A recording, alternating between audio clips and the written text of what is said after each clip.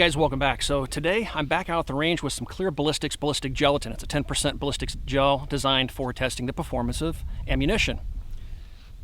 I get asked all the time, what do I carry in my defensive 9mm handgun? And I've answered the question before, but here it is again. It's the Hornady Critical Duty 9mm, which is a 135 grain bullet that they advertise steps out at around 1,100 feet per second or so. Now I did test this ammunition out of a Shield, which has a shorter barrel than most 9mm handguns. It's a subcompact, and it chronographed at just less than 1,000 feet per second. Today we're going to shoot it out of a longer barrel. But this is the stuff I carry. And this is what the bullet looks like. It has a very distinct appearance, including a red cap in the end of the bullet. Now, the reason I carry this ammunition is because it's been tested by the FBI and it's claimed that it can penetrate barriers better than a standard hollow point, maintain its bullet shape, and still penetrate the necessary 12 inches of ballistic gelatin to give it superior penetrating capabilities, even again after passing through a barrier. Some of the barriers that they test it with, they being the FBI, is 16 gauge steel. So I have a sheet of it here, fairly thick stuff. It's hard to flex. This is probably stuff they made cars out of in the 1950s, not so much today. I can push on the body panel of my Challenger and cause it to flex. Yeah, I can't do that with this. So it's some pretty thick stuff. It's claimed that it can penetrate this and still make it 12 inches or more into the gelatin. We're going to find out. And I've also brought out a 3/4 inch piece of wood. We'll fire through into the ballistics gel and see how it performs. So anyway, let's get going with these tests and let's see how the Critical Duty works. The 3/4 inch thick piece of wood is 6 inches from the ballistic gelatin. I'm going to fire the Lionheart LH9N Mark II 9mm at the wood from 3 feet away from the wood. The muzzle will be 3 feet away from the wood.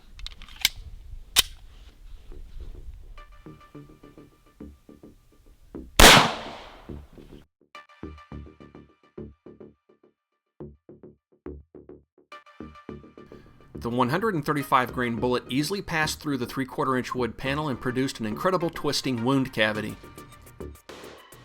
The bullet came to rest nose forward in the second block of clear ballistics gelatin. At 9 inches in, the bullet produced a large 4-inch tall temporary wound cavity. The bullet continued on and ultimately came to rest just shy of 21 inches of penetration.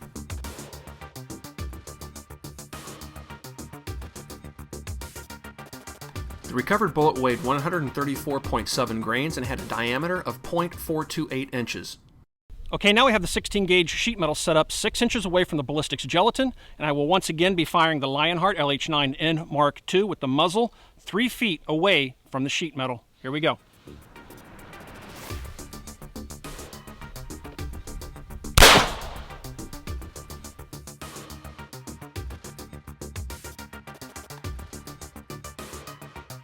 The 135 grain bullet punched through the sheet metal and carried a small plug about 1 inch into the gel.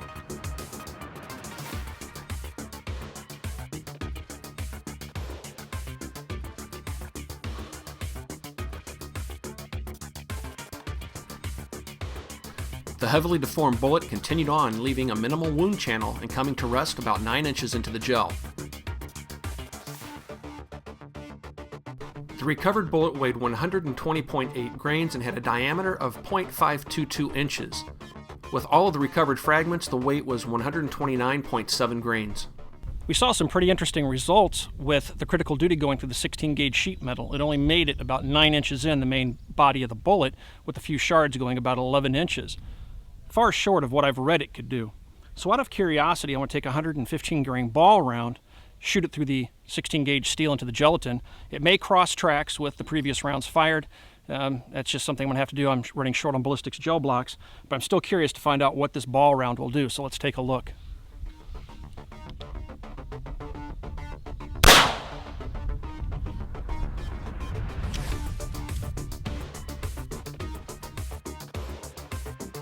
The ball round did as I expected. It punched through the steel and left a small permanent wound cavity.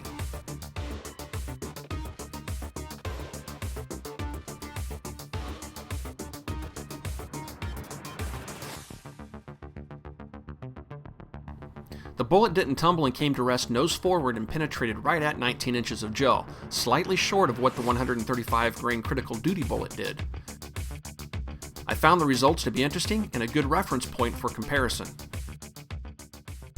Well, those are pretty interesting results with the 115 grain ball round, so much so that I want to give it a shot now with some gold dots. These are 147 grain loads, and they're just a standard jacketed hollow point, but again, 147 grains. It's a heavier load, and a lot of people like to carry this because they feel the heavier bullet will give them better penetration even though it's a hollow point.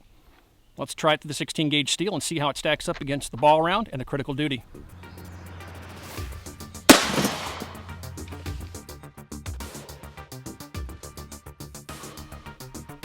The 147 grain bullet easily passed by the critical duty round at 9 inches and continued on to stopping short just shy of 13 inches of penetration. The bullet had a recovered weight of 145.4 grains and a diameter of 0.574 inches. Well, I was really impressed with the performance of the 147 grain gold dot through the 16 gauge steel. So much so, I've reversed the blocks. I only have 2 blocks of clear ballistics gelatin out here. I've turned them around trying to get a little bit more real estate to try one more test. This time I want to fire the 147 grain gold dot through the same 3/4 inch piece of wood that I fired the critical duty through and see how it performs.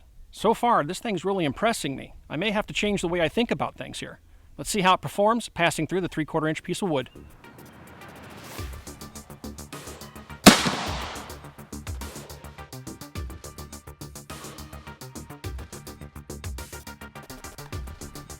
The 147 grain pill easily punched through the 3/4 inch wood panel.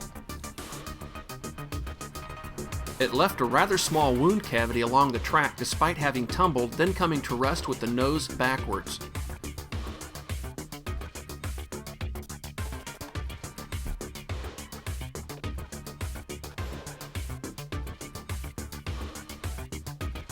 The bullet ultimately came to rest at the 17 1/2 inch point, giving it ample penetration. The recovered weight was 146 grains, and the minimal expansion didn't exceed the bullet diameter. Well guys, I'm kind of surprised at what I discovered this afternoon. Based upon everything I'd read about the critical duty 9mm, I assumed it would do better than it did in the tests I conducted this afternoon. Now that's not to say that it did poorly. It did pretty well, but it fell short of what my expectations were based upon other reports I'd read about the ammunition. When being fired through 3/4 inches of wood, it still penetrated around 19 inches of gelatin, which is ample. If a bad guy's hiding behind light cover, it would seem that the critical duty round would have plenty of power to punch through that light cover and still deliver a lethal blow.